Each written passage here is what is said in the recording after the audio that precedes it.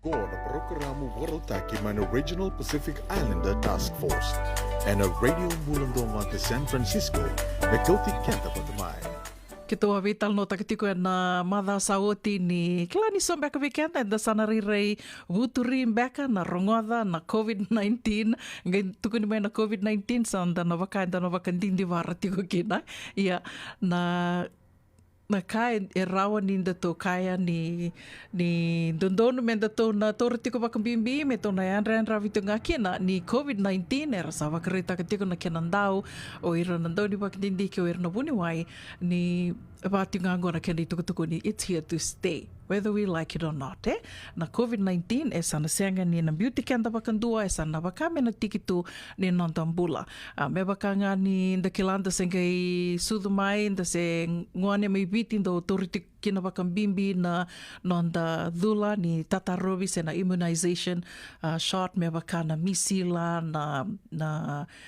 nga se na tetanus shot na vikawa ya and dhula kina ninda senke i sudumai me da ngona ndala ko ni kine buli sabati ko ya sana bakatali tunga kina na COVID-19 na kena lako tikongo e sana livat katali tunga kina ka kire tunga na Pacific Islander Task Force me na mai vital no tikitiko yani and nonda programamungo me rawa ni tona kilati ko kina to yandan rabitu kina ayon do mantanga na ka o wakilati ko wakalebu ni nangona ya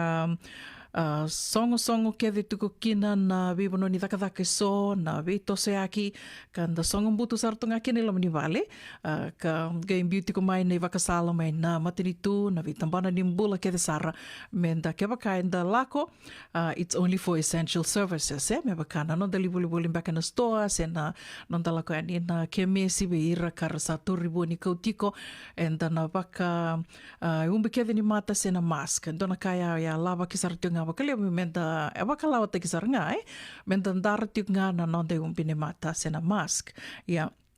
kito vital no taksarati ko bakalebu kirtono bakalesi mai na Pacific Islander Task Force ni sabakandina taki na ngono ya senga kina ni vito bi bakalebu na mate taka kanda kilato na mate taka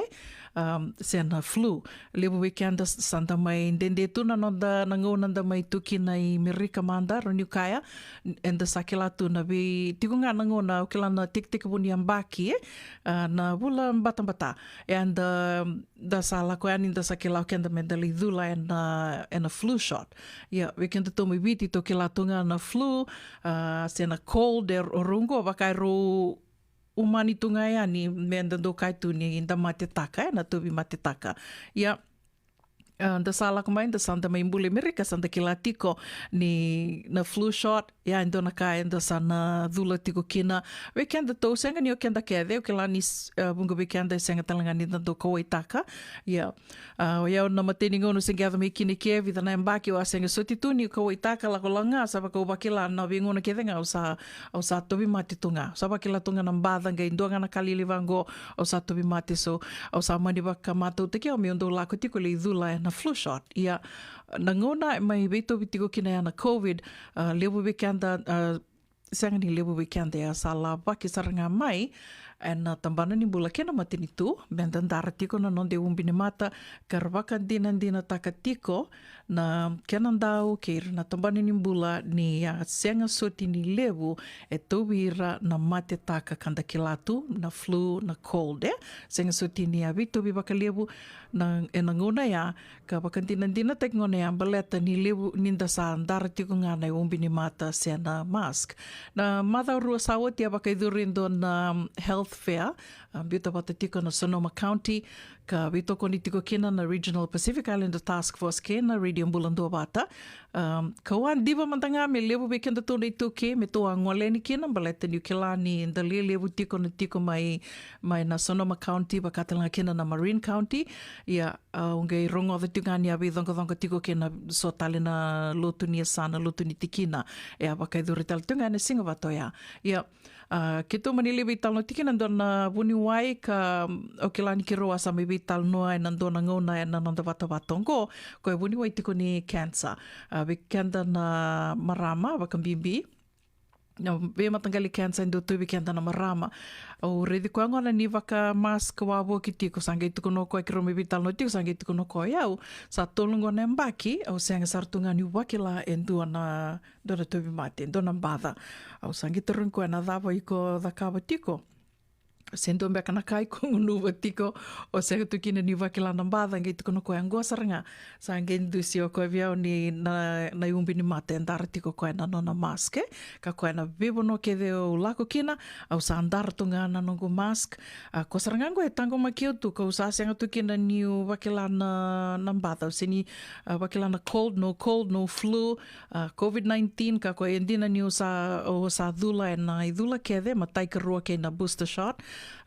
ka usando ndaro abo ki tunga na nongo mask ya saranga na kau kila ni tango maki o tiko kina ka sa siang kina ni mai tobi au endona bada ya and state of California e mai dava tiko kona emergency declaration health emergency declaration mai mbiute tiko na state of California da kila ke ditingo New California ndona state ka wakai matai ni state e a mai songo saranga e nangona sengi tikawu mai kina na COVID-19. Matai ni state me lockdown e ana ka tinika vitu ni singa ni vula mache e na ronondolu tinika diwa. Ya ka samai oti tiko na emergency declaration ke na health orders ka biuta na state of California and vulo January ni ka tinika vitu ni singa ni vulo ni Wasa tiao na bulo February. Ka tinika vitu ni singa ni bulo February nga sengei o tingo. Ia,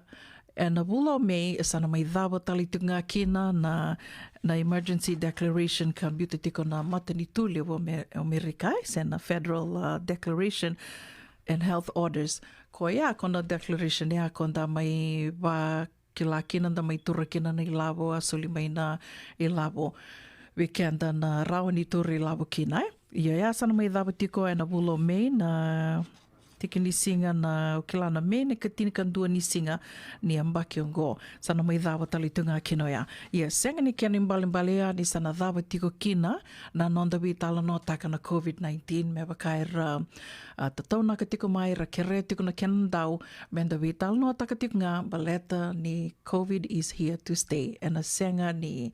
na beauty kenda na COVID-19 ka sobi kenda tau na tovi kenda tau na COVID-19 to sa na wakila tunga ngo me da wasar na ngone to sa kadibe ni kina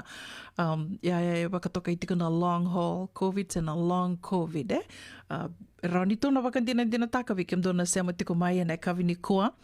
sombe ka vikim do atovi COVID talenga ayaonge mai tovi COVID tunga na mbaki sa oti na January ni mbaki sa oti onge wakila kina na COVID ka rani ka ni sa wakila tunga ngo limu na ngona wakai sa do leka no guidengo se donga na kai la ko mai kila ke wakalilinga na mode sa wakila to sa tovi mate de bikava ya io onge ndo wakawili ko wakarongo the tiko na kena e lako nei wakamadhala membaleta na long COVID au sange tura rau tiki na ui sa koe mbekango. Koe ana kai mbimbi kina ke wakai ndo lako mai na e so na itukutuku so na news release, press release me nda wili ka nda rongoa nda sarava me raunin da na kila tiko kina ka wakai mbali tikina na wekai nda lako dhuru mai. Yeah. Wakawina pina ka tiko kina we county ke the sara i tiko ngoa i California rawa e tunga na wika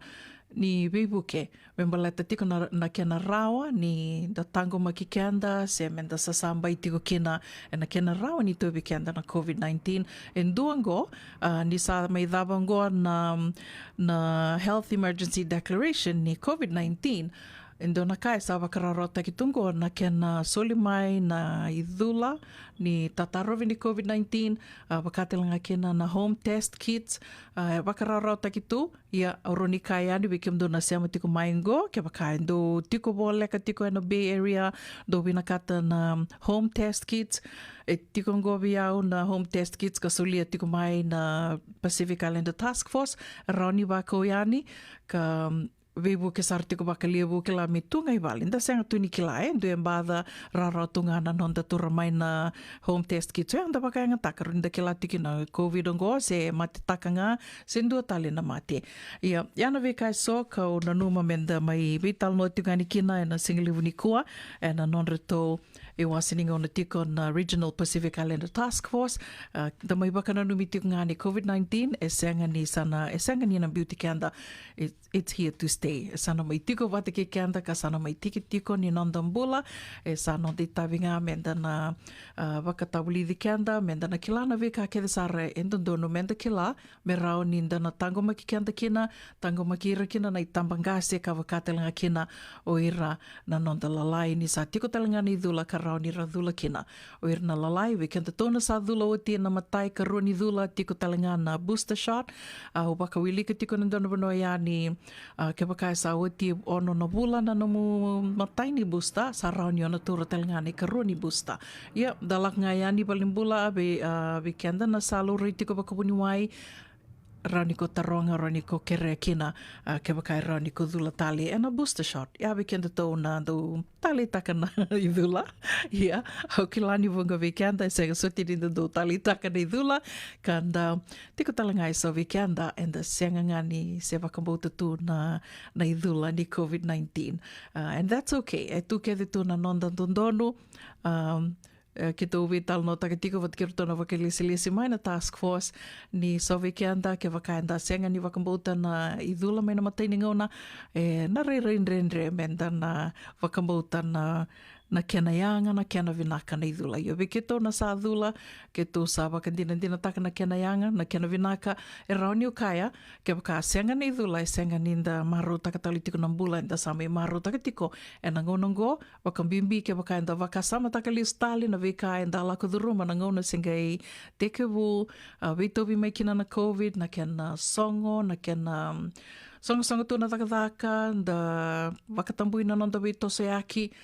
Ia, ngai mi rawa ke dheo ia, e nangone sa lako mi kina na i dhula, se sa tekubu kina na kena bisuli a kina i dhula ni tatarovi ni COVID-19.